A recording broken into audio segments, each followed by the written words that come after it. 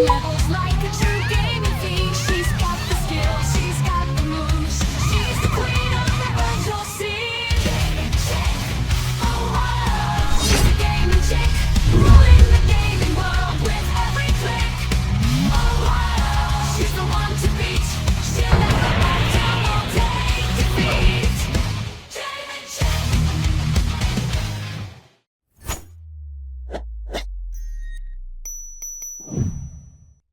Thank you to Sega and Atlus for sponsoring this video.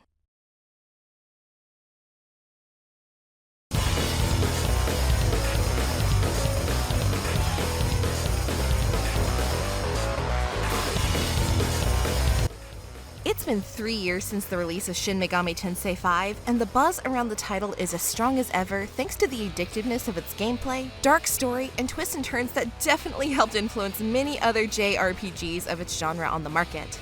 I was granted access to review the vanilla version of the game, and to get it out of the way, yes, I absolutely loved it and everything it brought to the table. Even the little jerk-faced demons that trash-talked you the whole time and turned the game into a worse roast fest than Tom Brady got recently. But now with a definitive version of the title releasing, fans are anxious to see just what is in store for them once the title releases on June 14th, with the game now called Shin Megami Tensei 5 Vengeance. Pretty okay name, I guess. To be upfront, this isn't a review, and instead, this is a look at what you will be able to expect upon its release. In addition to the already complex and crazy story that is SMT5, not only does the game explore two storylines of Canon of Creation and Canon of Vengeance, but overall, it provides a decently sheer amount of extra story, more characters to be introduced to, and even more demons to raise, level, and trash talk to when they do a bad job at winning the fight for you. Bad demon, bad! With these newest features, this is why it's easy to call it the definitive edition over the vanilla version we originally received on the Nintendo Switch, which honestly, I'm shocked ran so well on it and looked as good as it did. Even though new plot is introduced with Canon of Vengeance, and old characters from the core game of the original are basically not changed from how you remember it going, there is a small overall shift in the direction that might catch people's attention. As you progress through the new storyline and obtain and add the human NPCs to join you in combat, where an NPC is able to join you in battle and give you an extra health boost that you might need against harder foes, or for people that are familiar with this series already, know it from the past entries of SMT games.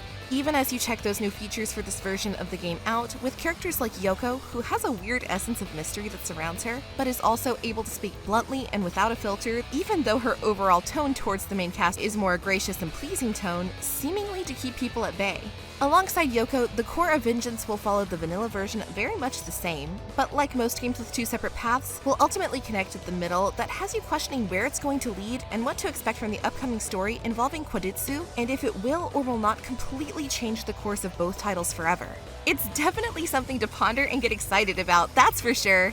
Not like those crazy TikTok people dancing when their food arrives. When you're done doing your happy little dance and wondering what role these characters will ultimately take on and what twists and turns you're in for, you will be free to travel through the new location named Shinjuku, a brand new place to explore with secrets to uncover and new demons to play with. Shinjuku is a snow-covered land that offers players a much-needed change from the desolate look of the previous vanilla SMT5. And in this area, you will investigate the Quaditsu in order to figure out why the heck people are turning into salt.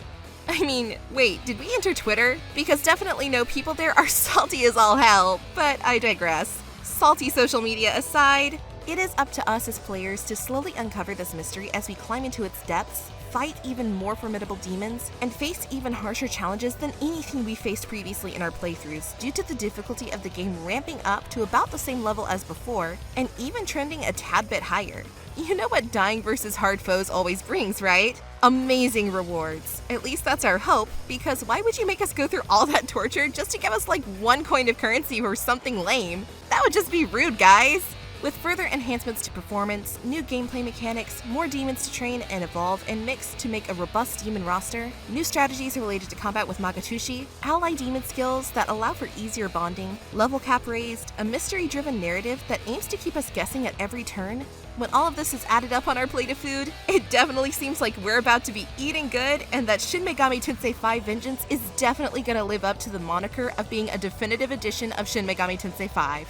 So prepare yourself for a world of demons when Shin Megami Tensei 5 Vengeance launches June 14th for PC, PlayStation 4 and 5, Nintendo Switch, Xbox One, and Xbox Series X.